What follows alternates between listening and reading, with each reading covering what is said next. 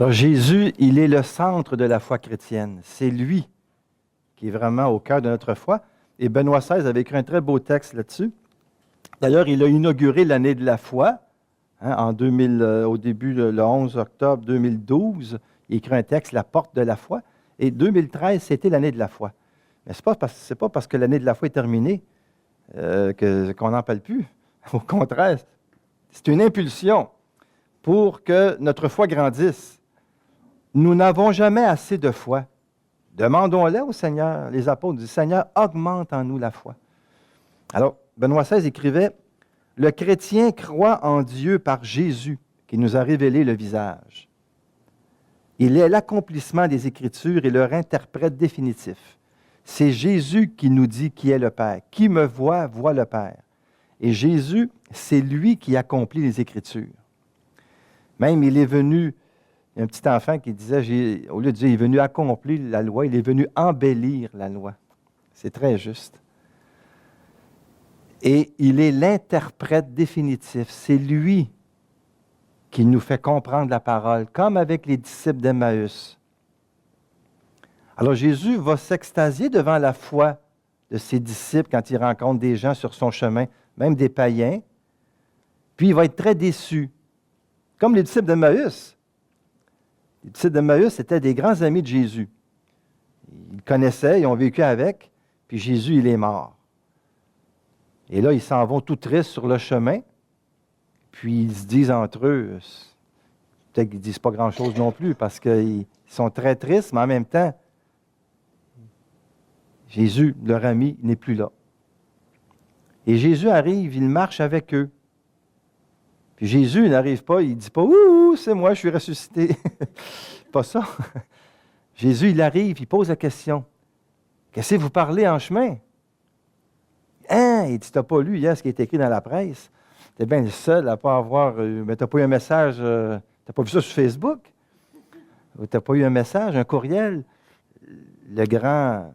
Celui qu'on pensait le Messie, le grand prophète, ils l'ont pris puis ils l'ont crucifié. Alors nous, on est en deuil. On lui avait dit de ne pas y aller, mais il suivait sa mission. Alors, c'est fini. Puis Jésus les écoute. Puis là, Jésus va leur révéler à partir des prophètes, de Moïse et tout ça, les psaumes, la révélation. Et puis, à un moment donné, il va faire semblant d'aller plus loin. Puis là, ils vont dire, reste avec nous. Le soir tombe. Et c'est à la fraction du pain dans leur maison qu'ils vont reconnaître Jésus. Mais quand ils sont sur le chemin, Jésus leur fait un reproche. Il leur dit, « Vous n'avez donc pas compris, comme votre cœur est lent à croire tout ce qu'ont dit les prophètes. » Alors là, on voit ici une souffrance de Jésus. Bon, bien sûr, il est ressuscité, mais on sent une déception. Il a vécu parmi ses disciples-là, ils n'ont pas compris. Il leur avait dit qu'il faut que le Messie aille à Jérusalem, il va mourir, et après ça, il va ressusciter. Ils n'ont rien compris. Et Jésus leur fait un reproche. Puis des fois, c'est à nous aussi. Hein? Au cœur lent à croire. Je te l'avais dit. Pourtant, il disait, si vous aviez la foi gros, comme un grain ou une graine de moutarde, vous pourrez transporter la montagne. Frère André, lui, il a transformé la montagne. Par sa foi pure et simple, une foi à déplacer les montagnes. Et c'est devenu le plus grand centre de pèlerinage au monde, à Saint-Joseph.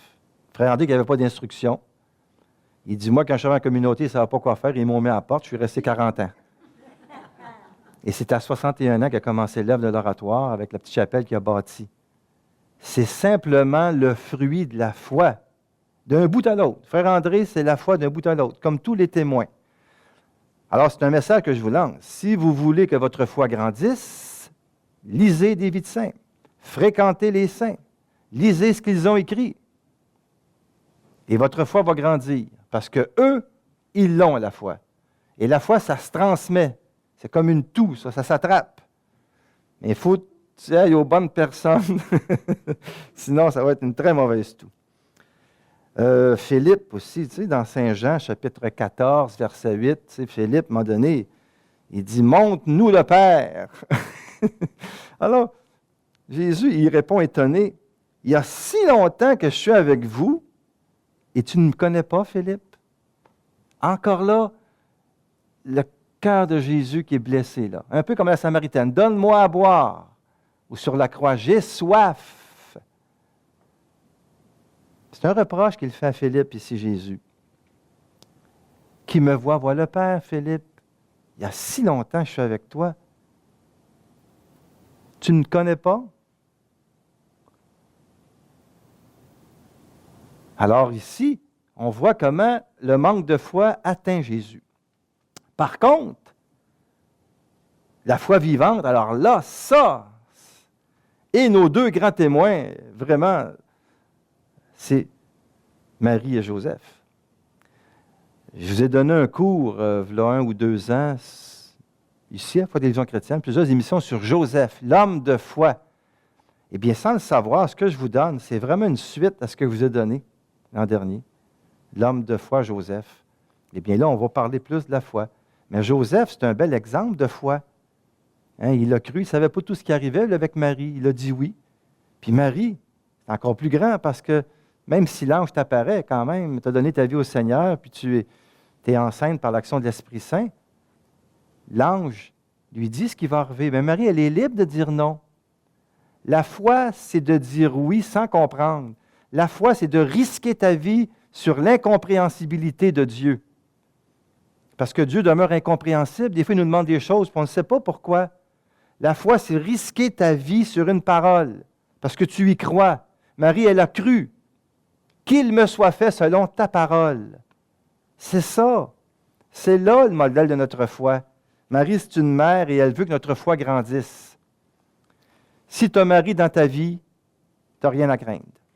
Faites tout ce qu'il vous dira. Et Marie va te le dire ce que Jésus attend de toi. Si tu n'as pas Marie dans ta vie, il est jamais trop tard, prends-la chez toi. Prends-la chez toi. Parce qu'elle, c'est une femme de foi, qui a vécu l'aventure de la foi, qui a cru jusqu'au bout, au pied de la croix. Alors, c'est ça aussi. Puis là, il y a plein d'exemples dans l'Évangile. On en voit quelques-uns, mais on ne peut pas tous les voir. C'est lorsqu'une femme qui a des pertes de sang depuis 12 ans, hein, puis qui touche le vêtement de Jésus, et Jésus va dire, qui m'a touché, tu sais? Puis il va dire, ma fille, ta foi t'a sauvée. C'est beau, il dit, ma fille, ta foi t'a sauvée. Va en paix et sois guérie de ton mal.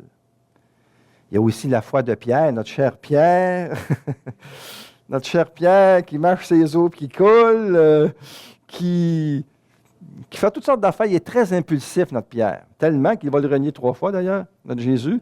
Mais c'est pas grave, Jésus, il l'aime et puis il pardonne, mais Pierre va se laisser toucher par Jésus parce que quand Jésus lui demande « Pour vous, qui suis-je » là, c'est lui qui a la bonne réponse. Tu es le Messie, le Fils du Dieu vivant. Il dit « Pierre, tu as bien parlé. Et c'est sur cette pierre que je vais bâtir mon Église. » C'est quoi la pierre qui bâtit son Église? C'est la foi. C'est la foi. Pierre, c'est sur ta foi que je vais bâtir mon Église. Et regardons depuis ce temps-là, la plupart des papes, surtout nos derniers papes, ce sont tous des saints. Puis actuellement, on en a 2, ce qui est extraordinaire, parce que dans l'Église, on a besoin que la foi soit plus vivante. Il y a une crise de foi. Et puis on a notre Benoît qui prie pour l'Église. Puis il y a François, pas loin, qui lui la dirige. Mais François, il a besoin de son grand-père, pas loin. Il dit, moi, Benoît, c'est mon grand-père dans la foi. Puis les deux s'aident. C'est merveilleux. C'est jamais arrivé comme ça dans l'histoire de l'Église. Le Seigneur, il sait ce qu'il fait avec son Église. Mais toi, aie un regard de foi. Aime-la, l'Église, comme François l'aime. Laisse-toi toucher. Laisse-toi toucher. Comme le bon larron. Le bon larron, quel bel exemple, parce que lui, s'il est sur la croix, ce n'est pas parce qu'il a payé sa dîme, là. Hein? Il a fait quelque chose de pas correct, le bon larron. Alors, qu'est-ce qu'il dit, le bon larron? Seigneur, souviens-toi de moi quand tu seras au paradis. Eh bien, aujourd'hui même, tu seras avec moi dans le paradis. Souviens-toi de moi, Seigneur. Juste ça. Une parole de foi qui lui ouvre les portes du salut. La foi qui transporte les montagnes, le bon larron, il l'est. Lui, compagnon de Jésus, tout près. Jésus sur la croix, il sauve, il ne veut rien perdre. avec l'autre larron, il aurait bien voulu aussi, mais il laisse libre. Et l'autre larron, lui, il dit, « Ah, sauve-nous, toi, tu es supposé être fort, détache-nous. » Bon, il récrimine, ce n'est pas un acte de foi qu'il fait, alors que le bon larron, lui, tout pauvre, il dit, nous autres, c'est quand même justice si on est ici, on mérite ce qu'on a eu, mais lui, il n'a rien fait. Le bon larron reconnaît que Jésus, vraiment, c'est le Fils de Dieu. Et cette foi-là permet à Jésus d'entrer dans le cœur du bon larron et de l'amener avec lui. De l'amener avec lui. Le bon larron demeure un exemple extraordinaire de la miséricorde du Seigneur. Il faut toujours vous penser au bon larron, parce que nous sommes tous des larrons. Et le bon larron, lui, a touché le cœur de Jésus par un acte de foi et Jésus, justement, l'a exaucé.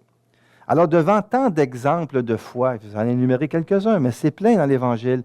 À un moment donné, Jésus ne se retient plus. À un moment donné, il va dire, « Père, je te loue, je te bénis d'avoir caché cela aux sages et aux intelligents, mais de l'avoir révélé aux tout-petits. » Parce que pour croire, il faut accepter de ne pas tout comprendre. La foi, ce n'est pas de comprendre, c'est de se laisser prendre. Par contre, moi-même, j'ai un doctorat en théologie, j'ai fait des études. C'est pas là. On peut comprendre dans la foi. La théologie, c'est la foi en quête d'intelligence. Mais on se rend compte que plus on étudie, plus on ne comprend rien. Dans le fond, le mystère nous dépasse. Le mystère nous dépasse. Alors, on se laisse prendre. Et c'est ce que le bon larron a fait. Et Jésus, les petits qui se laissent prendre, bien, ils sont très précieux à son cœur. Et c'est comme ça que, justement, Jésus vraiment touche les cœurs. Et c'est beau de voir ici comment il bénit le Père. Il bénit le Père d'avoir qu'ils ont caché cela aux sages et aux intelligents, puis il l'a révélé aux tout-petits. Et notre foi sera toujours faible. Notre foi ne sera jamais assez grande. Et c'est pour ça que dans Luc 17,5, chapitre 17, verset 5, cette très belle prière des apôtres, « Augmente en nous la foi. » Augmente en nous la foi. Alors, dans les prochaines émissions, moi, je ne définirai pas la foi chrétienne dans le contenu, parce que ce n'est pas des enseignements sur le « je crois en Dieu ». Ce n'est pas ça. C'est véritablement sur les thèmes, comme je vous ai dit, développer l'acte. Alors, la prochaine émission, on va développer la foi comme un acte, comme un don, et là, on va regarder les différentes variations de la foi, qui est une aventure, qui est en réalité l'aventure de la joie. Cette émission a été rendue possible grâce aux partenaires et amis de Foi et Télévision chrétienne. Mais nous avons aussi besoin de vous. C'est pourquoi nous vous demandons de faire parvenir votre don à Foi et Télévision chrétienne à l'adresse indiquée à l'écran.